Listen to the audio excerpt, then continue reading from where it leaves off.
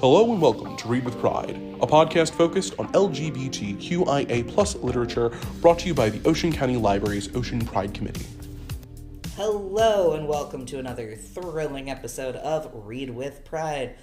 I'm one of your two intrepid co-hosts, Frank, he, they. Woo! And I'm Lexi, she, her. And today we are being joined by our friend, our coworker, recent rescuer of a little kitten, Elliot. Elliot, would you like to say hi? Hello, I'm Elliot, and I have a little kitten now. His name's Milo. He's very sweet. Very cute, too. We got a preview. This is the hard-hitting journalism people tune into us for. Lexi, what are we talking about today? So, for spooky season, we are talking about Carmilla by Sheridan Le Fanu. This book predates Dracula by 25 years, and it is, in fact, about a lesbian vampire. And, you know, I was a little curious about how obvious the queerness was going to be since it's older. Frankie. Yeah. Yeah. There was no hiding at all. It was great. I liked this part a lot. There was no hiding about the lesbianism. There was no hiding of the vampirism. No. There was no subtlety in this book. This was about as subtle as a heart attack. You would think that a book written in 1872 would be very closeted or vague. No. As we will see later on with some fun quotes and things.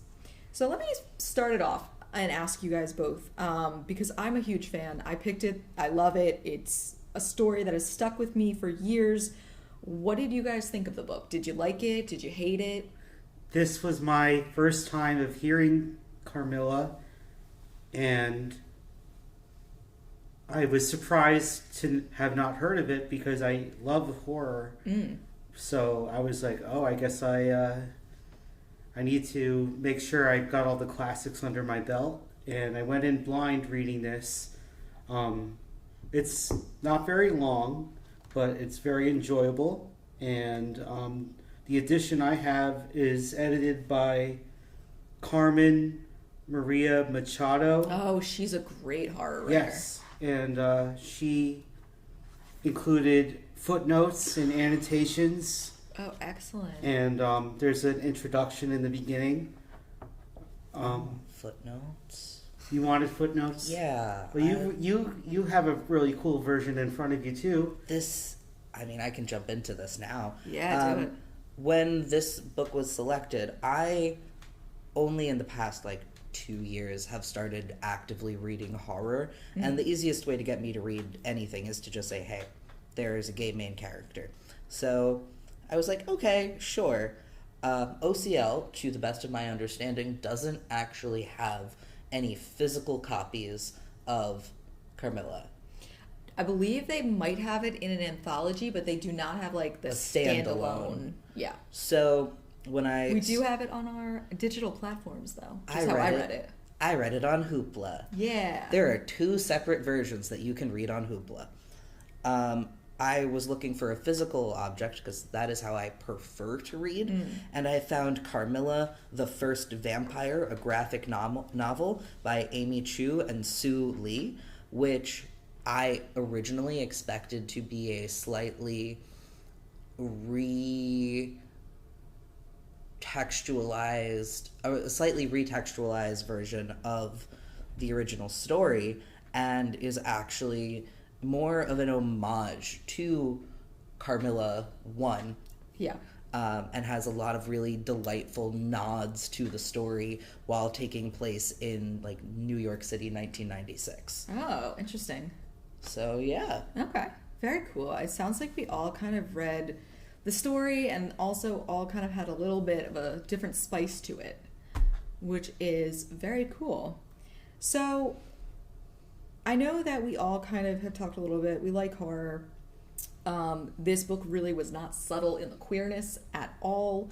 Does anybody have any quotes they'd like to share? If not, I definitely do. Just to kind of show how not subtle this book is. I did write down one, which was Carmilla speaking to Laura, right?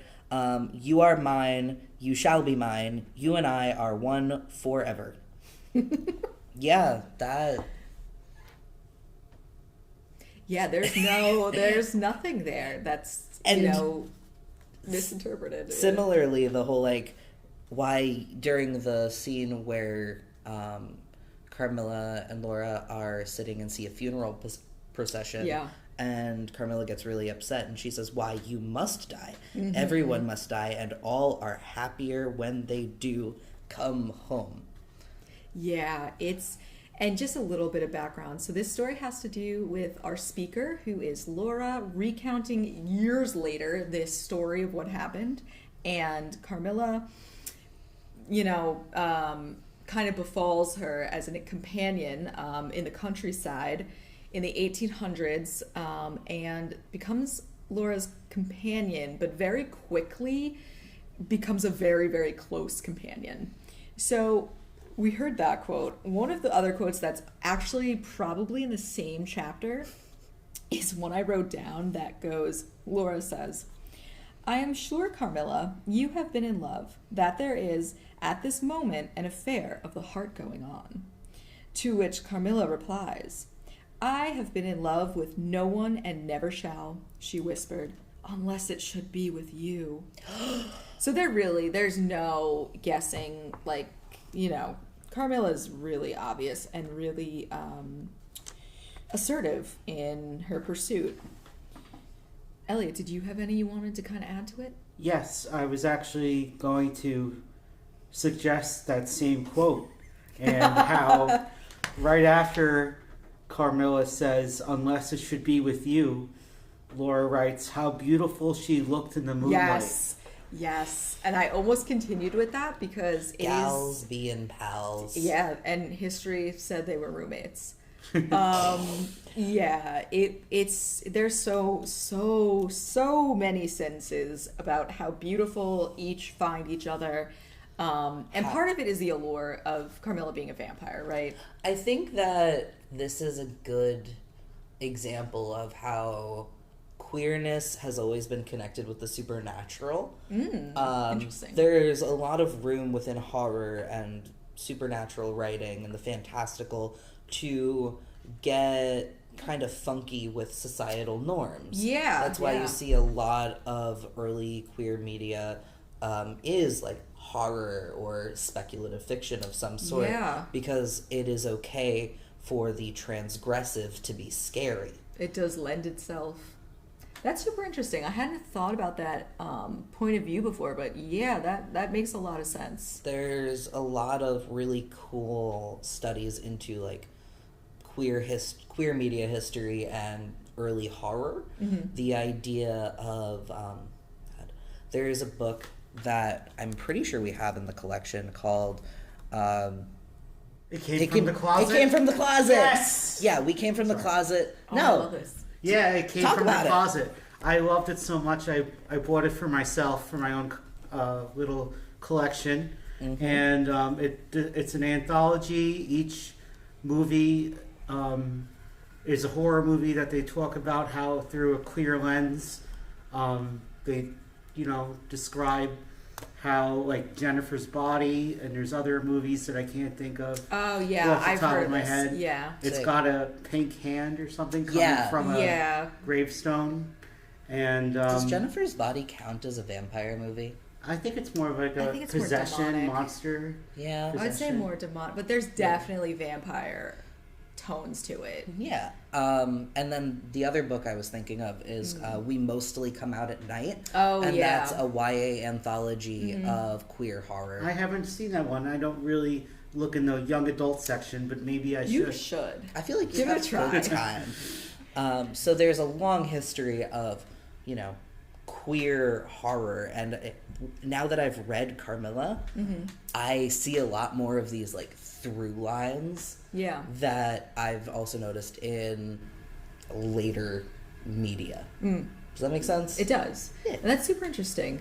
I think you're right. I think too, because when you read horror stories, it has always been labeled as different, than the norm. or whatever is happening in that world. And I think that does align with a lot of views of how the queer community is seen. But that's very interesting. Yeah, and vampires, I think, are particularly well suited for the metaphor of queerness. Yeah, I see that. Because- And being trans. And being trans. Although I think transness you could connect a little bit more to werewolves. We can go on that tangent if you want. But sticking to vampires for right now, the idea of like an unnatural appetite, the stealing vitality from maidens, the idea of pulling a maiden away from the respectable path of society, Biting her neck. you know. Yeah, and I think it also, I had a class in college where because I have always loved like cryptids and the supernatural and vampires and werewolves. Fun fact, I used to ask people to think about whether or not I would be friends with them. I would ask them, would you rather be a vampire or a werewolf? Because that would tell me a lot about people. Before I get on this tangent. But yeah, no, I think there's a lot in there. And the idea too that like when you become a vampire, you know, women, you become undead, and that does stop you a lot from having children. And a lot of vampire stories, there are some where you can still, you know, have kids. Dracula has brides. But I think that also You didn't even read Twilight, did you? Oh, I love Twilight. Stop it. And that's a vampire that kind of had a baby. All right, we don't talk about Reese's Pieces, whatever that kid's name is. I love Twilight, and I'm not ashamed to say that. But yeah, that definitely goes against the norm. Liking Twilight goes against the norm, right? Yeah. Oh my god. Okay, I don't care. You can judge me all you want. I love Twilight. I love that don't for care. you. Yeah. But yeah, getting back to Carmilla. So let me ask you guys, do you think what do you think is different about Laura for Carmilla? Because usually she would consume victims within, I think they said 3 days, and yet Laura, her illness kind of went on, it started around like 3 weeks. What do you think is different for her? Her innocence. Okay. She started sucking her blood. I tried to say that with a little vampire accent there. I want to suck your blood. Like when she was younger, in one of the first chapters. Oh, yeah, when she was a baby. Yeah, She was so 6. Yeah. it started young, Yeah. as they say.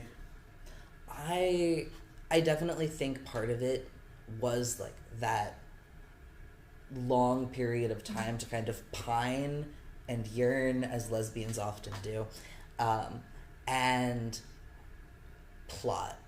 Because when you are immortal, you have the time for these kinds of very long You sure do. games. Yeah. And she had another close companion right before her stay with Laura's family. Yeah. That also took a little bit longer. Mm-hmm. I do think part of it was the fact that both Laura and I think her name was Bertha. Yeah, the general's daughter. Yeah. They were both of some sort of noble birth, and the other victims in the town and the surroundings were more common folk. They were peasants. Yeah. They were peasants. So that may be the okay, I'm gonna go to Wawa and I'm gonna get some fast food, and I'm going to go to a fine dining establishment and savor this meal. This is very New Jersey of you. I know you're not originally from New Jersey, but it's very New Jersey to talk about the Wawa. I'm trying to speak to my audience. I love it. I love it. I get that, and I think that because I think Carmilla's actually also related very distantly to Laura through like her mom. Yes. That whole thing. But I think you're onto something with the nobility. And I think, and this is another question I jotted down, I do think that there is a sense of love or toxic love that Carmilla has for Laura. I do think she views her differently than people in the past. And, it is also noted that Laura herself is very beautiful. It is something that's remarked upon. It seems like Carmilla also kind of only goes for young 20s or like teen girls, like pretty girls who Young maidens. Yeah. Blossoming in the flower of their youth. Yeah, okay. Yeah. And I do think I feel like there's just something more. I feel like it's more than a crush. It's definitely an infatuation. But to me, and this might just be like the whimsical, hopeless romantic in me, but I do think that there is something deeper there than just like a passing flight of fancy. Mm-hmm. It feels different than the other episodes mentioned with different people. I would agree that there's something there, because what this is making me think of is a very recent vampire book that I think I was telling you about earlier, Bury Our Bones in the Midnight Soil by Victoria Schwab. Came out in 2025, and how a lot of parts of that book, which is much newer, and I will be much more conscientious of spoilers than something that came out It's the 1872. Guys, if you haven't had a chance to read it by now, you deserve spoilers. I'm sorry, there are vampires and girls kissing in this book. Yeah. There are also vampires and girls kissing in Bury Our Bones in the Midnight Soil. That is one of its main selling points. But that book talks a lot more about the experience of long life. Okay. And how after a while that can draw you to madness and specific pursuit of, let's call it, more difficult prey. Yeah, it's more challenging. You don't want the easy stuff anymore. Yeah. Elliot, what do you want to add? That makes me think of how Carmilla, she, can I quote the author? Yeah. Carmilla became more devoted to me than ever, and her strange paroxysms of languid adoration more frequent. She doted on me with increasing ardor the more my strength and spirits waned. It shocked me like a momentary glare of insanity. I wanted to read that part. It's a good part. Because it's talking about how Laura's becoming weaker and Carmilla's becoming stronger from her energy. Yeah. I think and that's interesting too, because that reminds me of, like, there's a lot of historical fiction and older texts where, especially if there is even a romance hinted out between girls or women, there is this like very vague part to it that's like, are they friends or are they more? And I think that's a theme throughout queerness that is very applicable and relatable. And this book, as we said earlier, there is no subtlety. These girls are touching each other's arms and hugging and walking, with their arms around each other. They're snuggling. They're canoodling. snuggling. Yeah, you could say they are canoodling. That is accurate. And I think it is interesting because, it's right out there. And tying back to with the madness and the challenges and all of that stuff we just said, like, to me, Carmilla just doesn't care anymore. It's like, I've been around forever. Like, I want that girl for whatever purpose. I'm just going to go for it. Yeah. And she's at least a couple hundred years old.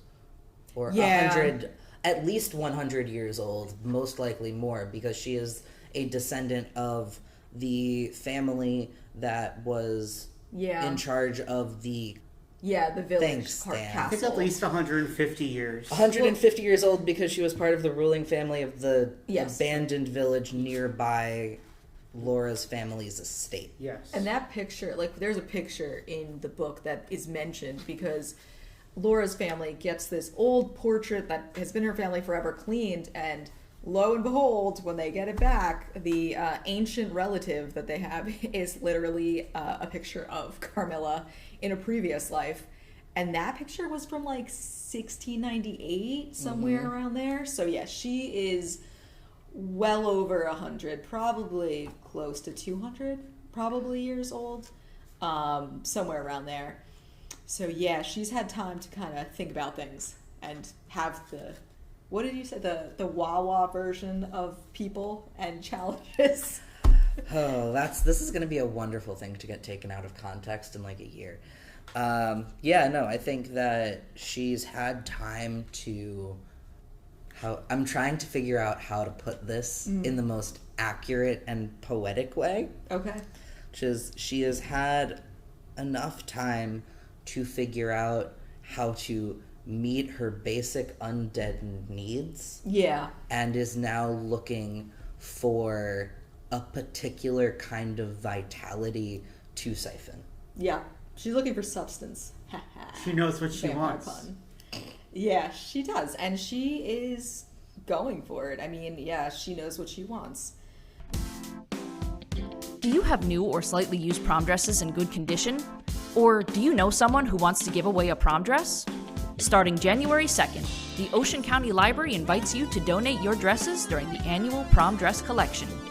Donated dresses will be collected at all of the Ocean County Library branches until February 26th and will be available for free for students in 8th through 12th grade starting in March at our prom dress giveaways. Before you donate, please ensure that your dresses meet the following criteria: short or long styles from the last 5 years, gently used and clean dresses ready for attending prom. Please do not donate dresses with rips, tears, or stains. Also, please do not donate accessories, shoes, or purses. For more details, check out our website at theoceancountylibrary.org. Visit your local branch or call us at 732-349-6200. We thank you in advance for your donation. Lexi, I have a question for you. Please ask me. So, you said that this book basically imprinted on you. Yes. When did you read this the first time? So the first time I read this, I was in college, which was about 45 years ago, and I was taking it for my gender and sexuality class, and we were reading a whole bunch of different texts. The teacher was excellent, and this was one of them. And we had such a good discussion, even though I was so mad so many people did not read this book, and it is like probably around 100 pages. It's a novella. It is not a long read, but we had a great conversation. So like, I read it in college. I loved it. It's something I've thought about, especially during that time of my life. And again, we can spoil this because if you haven't read it by now, it's in the public domain, folks. It is. You can get on, from the library, Project Gutenberg. It's around. So at the end, after Carmilla has probably been destroyed, Laura talks about how years later she still thinks that she hears Carmilla's footsteps like around her. And I remember thinking when I was, 22, how poetic that was, and how like that idea of a relationship that like is super toxic, it ends, but yet it's at such a pivotal point in your life that you still think about it years later. And at this point in my life, when I was in college, like I had had a relationship that had ended in in high school. And it was something that was toxic, but still I was holding on to. And it was that thought of like, you still have these like moments. So it came at a very important time in my life where it just stuck. Mm-hmm. I'm a huge fan. Yeah. Yeah. And so rereading this now in your wizened old age. Yeah. How is the experience different for you now since you're rereading something beloved, whereas I'm coming at this with like I have a lot of random nerd knowledge. Yeah. Elliot has a lot of horror nerd knowledge. Mm-hmm. Yes. And you are a diehard fan. Yeah. Okay. So I was thinking about this too while I was reading it because, reading it as a like 21, 22-year-old, and then reading it now was such a different experience. Like at the time when I read this, I was like, oh, this is so cute. Like, this is totally normal, like to be this obvious with language. And now I'm reading it and I'm like, wow, why were we even debating some of this? Like, why were we debating that there was like an intense, like romantic relationship?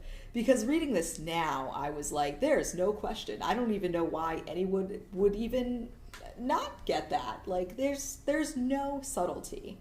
And it's interesting reading this now because I do remember in my class there's this one guy who was, like when you go to college, there's that guy in classes that kind of just states his opinions because he thinks everyone should know them, who was saying that this was like a very sisterly relationship. And I just, even back then, I remember being like, what did you read? Like, and even now, I'm even more perplexed now. Yeah, this is not sisters. No. No, not at all. No. God. Elliot, Yes. as a horror aficionado, what connections did you see from reading Carmilla to maybe other vampire media that you've consumed? Well, there is Rachel Harrison's Love Bites. It's a relatively recent release by her. It's an adult novel, and I would say her books are more like cozy than compared to like Clive Barker, as opposed to, You mean Clive Barker isn't cuddly, cozy, fireside fiction? I can't say it is, although there might be fire involved. Yeah. But I felt like this was I think this is important for everybody to read if you like vampires, because this was written, 26 years before Dracula, and I had no idea, and I feel like it's a disservice that I didn't know. That's what I was saying before we started this podcast conversation. It's wild to me how popular and how influential Dracula has been across so many works of art and stories and people and everything. Yet Dracula was partly inspired by this story. It had Bram to Stoker took part of it from that story. And that Carmilla is relatively anonymous and not well known is crazy to me. Like it feels very in line with queer erasure, though. Queer erasure, I'll also just say, like, this is a story about women. Yes. Silly little women who are close and sisterly. Sisters. So I think that probably had some amount of impact on its historical legacy. Yes, and I was thinking about that too because I'm sure you guys have read Frankenstein. No, actually. You have Really? What? You need to leave and right now and go read that. All right. It's a We'll put the classic. recording on It is pause. a classic. It's one of my few flaws. That's all right. I'll accept that. You have very few flaws, so that's fine.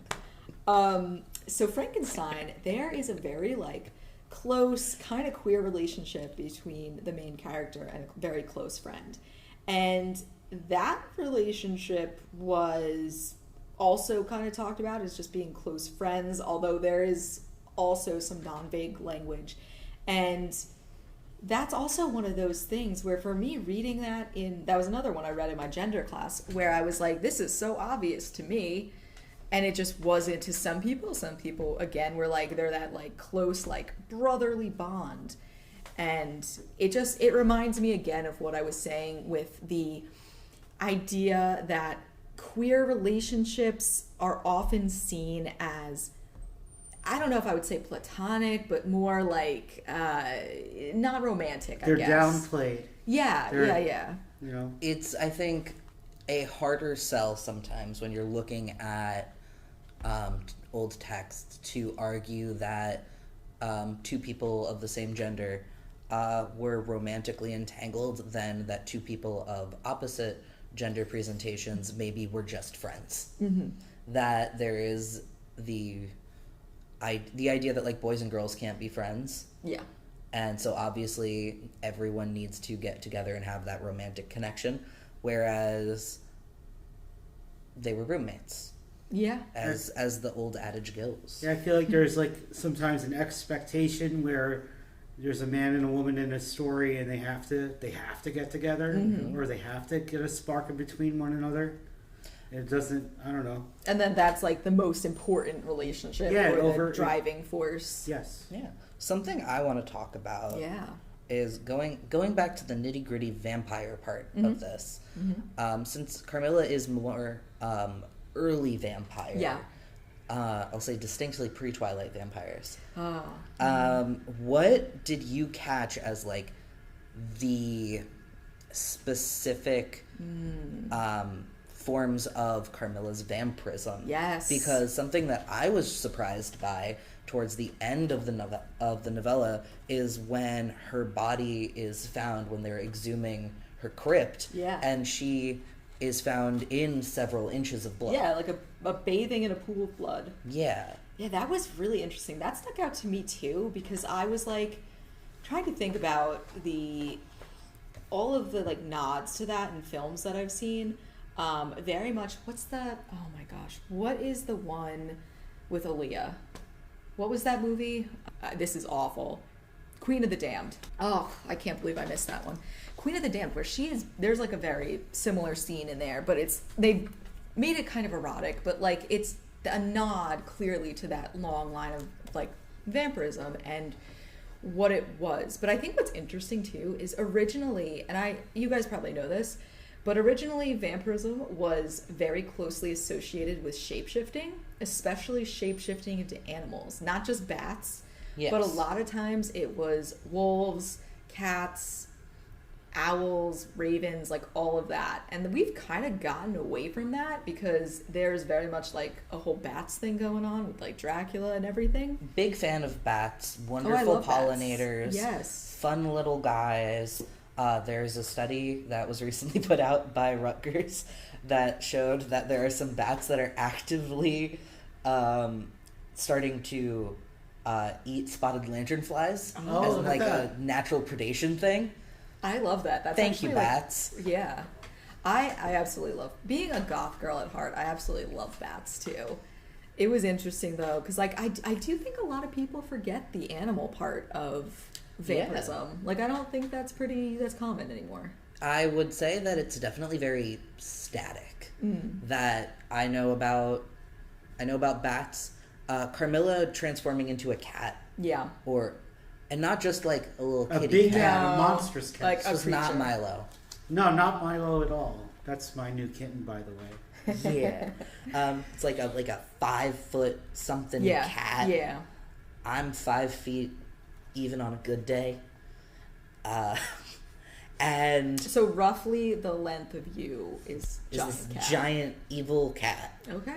Who was slinking into Laura's bed at night and I think doing some of the feeding. Yeah, it was a little vague, but yeah. Definitely was like stalking her and creeping around. And then when there were moments where Carmilla's feeding was described, it was like kind of an amorphous blob or a more monstrous a dark form. Entity, yeah. I want to know, how did she get the blood from the person to the crypt? I want the logistics. All right, I was going to say this earlier because I also would like to know the logistics. How is it transported? Because I have some thoughts that I won't mention. They didn't have refrigerated trucks back then. That is true. Elliot, what other parts of classic vampirism did you notice? It talked about how the peasants were superstitious. Yeah, there was like a lot of like old superstitions in there. Yes. And especially with like the stake and like burning. And burning her head, cutting off her head, burning her body, I think, too. Yeah, there was that. Into ashes. Yeah, and they blew away. Which reminds me, did you guys catch that she was awake and walking around during the day? Yes, that was one of the things I was hoping someone was going to bring up. I thought I was surprised to see that. I thought vampires were supposed to hide during the sunlight or daylight, because it would kill them. It was, I think, noted though she wouldn't really be super active until the afternoon. She would be languid. That was a word used very often. Languid, graceful, lethargic. Yes. That was talked about, and I totally relate. I'm not a morning person. Are you a vampire? I've been accused of it in the past, so I won't say yes or no, but it's been there. But don't look at me, I'm pretty pale. Elliot, we gotta get out. We gotta get out of here. No, the doors are locked.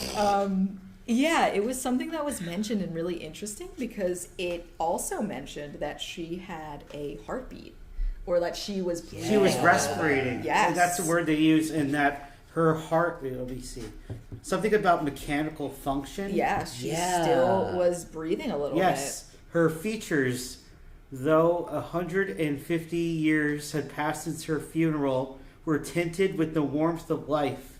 Her eyes were open. No cadaverous smell exhaled from the coffin. bit. Yeah. It was very interesting to read that part. And also that she was warm.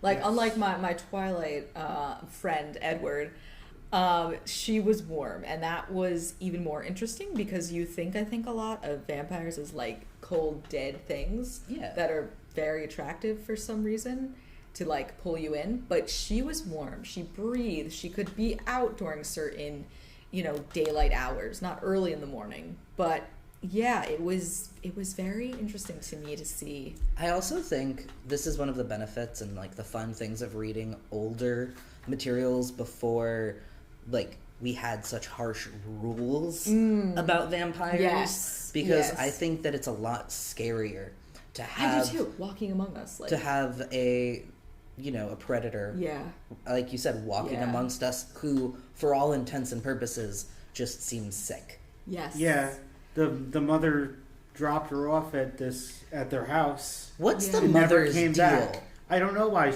I don't. Well, first of maybe all, it's she not was- her mother. It's it's not her definitely a servant that Oh. that works with her. I mean, this is not this is not canon. This is just my own thoughts. I think that she is a servant or something that she organized. Carmilla directs and like controls, and just tells her, "Okay, you're gonna help with the game. You're gonna go to this point. I'll meet you here, and then you skedaddle." And I think that that's like I think she turns somebody that people would believe. She's not a young girl. This older woman is someone who looks very noble. She looks very stern. People they don't question her. Mm-hmm. And when she says, like, she's not going to answer things, even if they happen to, they just believe her. Like, it's someone that is very much in on it, as I think all of the servants are.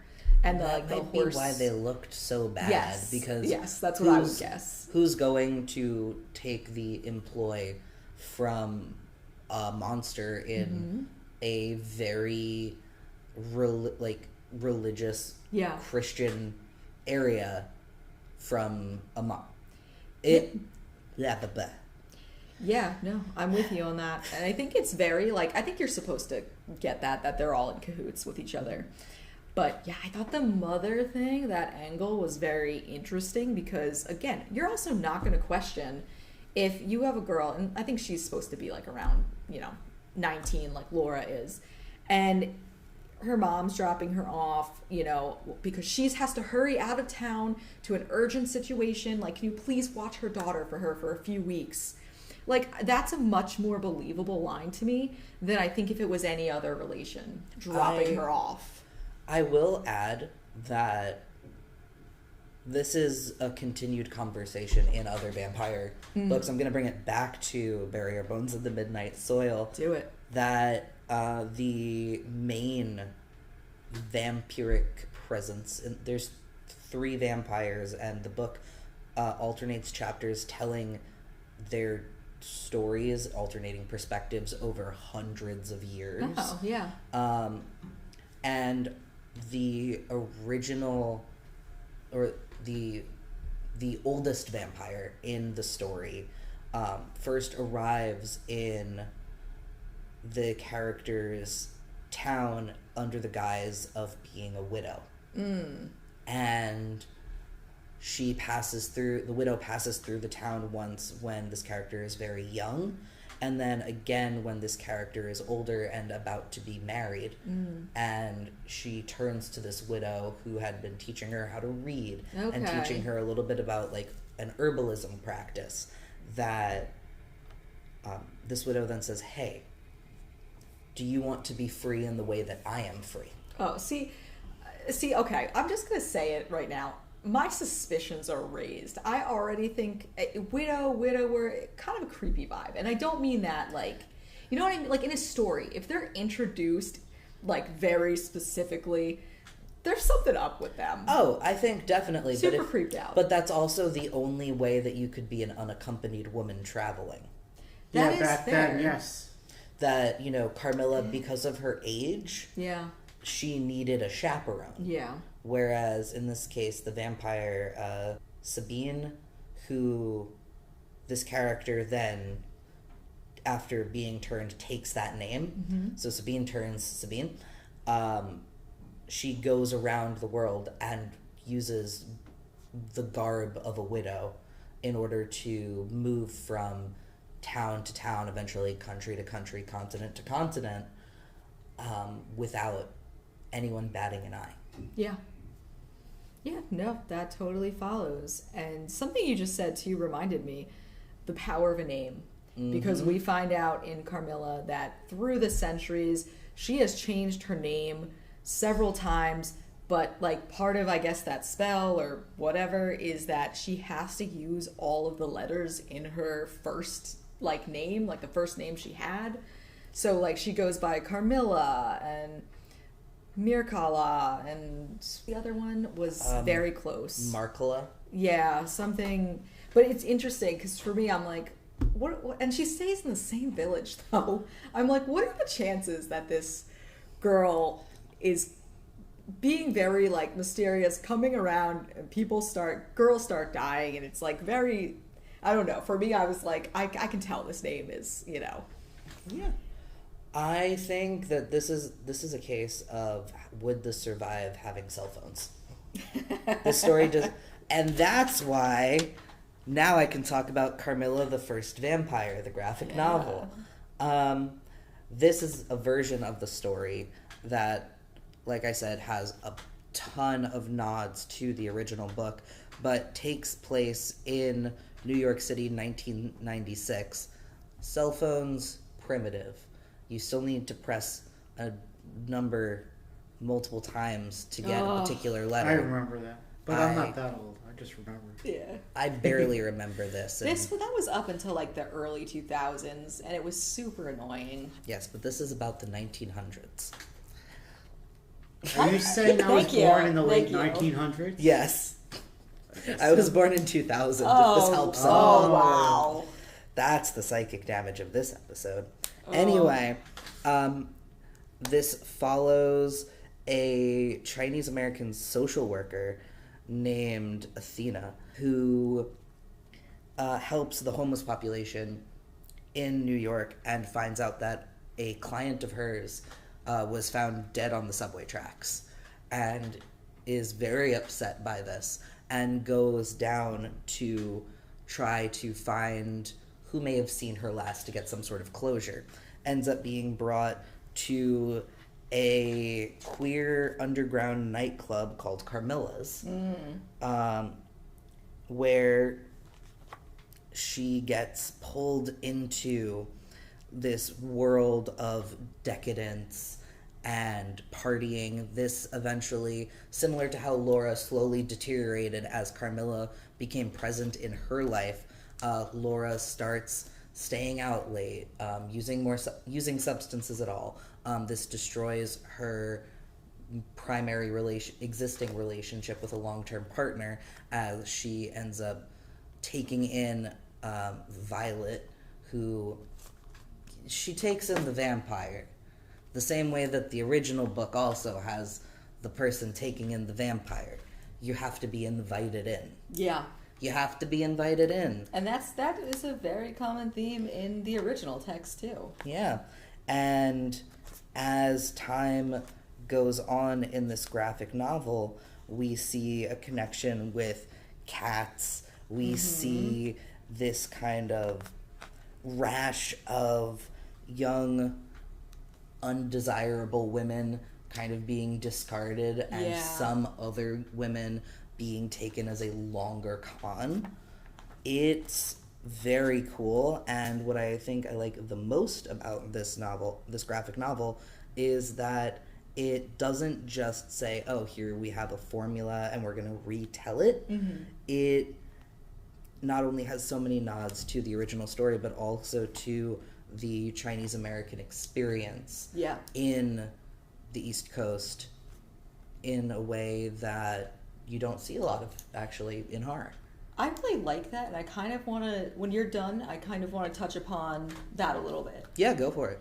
So I think it's really interesting you mentioned that because, and I want to say Frankie had mentioned a little bit of this earlier, but the idea of vampirism or the paranormal being a cover for different types of identities and experiences was, like, that's a great example. I also think the idea of, like, discarded women or women in society who are other is very, connected.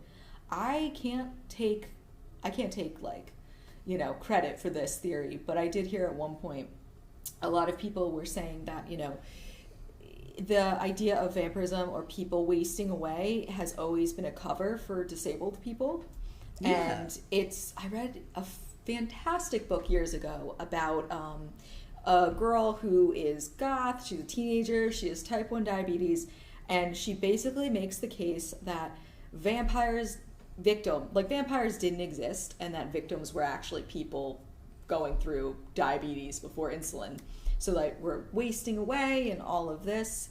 And I think it also, like we had said and opened with, it relates to queerness. Like, it really shows, like, the different identities of anyone that was going outside that, like, norm core. Yeah. I don't think I can really say it better myself. Yeah, it's very interesting. We could say, this isn't an original quote by me, but I don't know who to attribute it to, where being queer is like a protest or resistance, and I think with being a vampire, you're definitely resisting societal norms because you're drinking blood. Yeah. And surviving a long time. I don't know.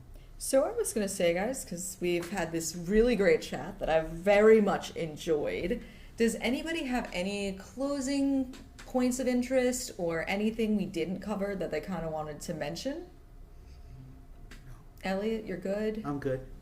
Frankie, do you have anything you wanted to... Anything I wanted to end on? I think there should be more lesbian vampire books.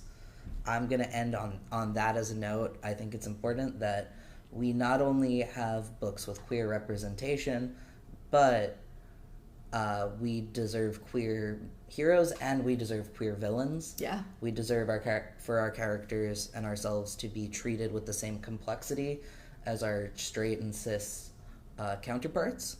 And we know that it can be done because it has been done and it continues to be done. And I hope to read many more books with complicated, compelling, flawed women who are vampires and lesbians. That was perfect. I don't really have anything else to add. This is one of my favorites. I loved this discussion. It was super interesting. Thank you guys for indulging me in my lesbian, vampire, and Twilight fandom. And that was, I think, a wrap for this episode. Thanks, guys, so much for joining. Thank you. Thanks, everybody, for listening. Yeehaw. Thank you for joining us today. Be sure to visit the Ocean County Library's website for more podcasts and events. All the titles mentioned in today's episode can be found throughout the Ocean County Library, free with your library card. Until next time, happy reading.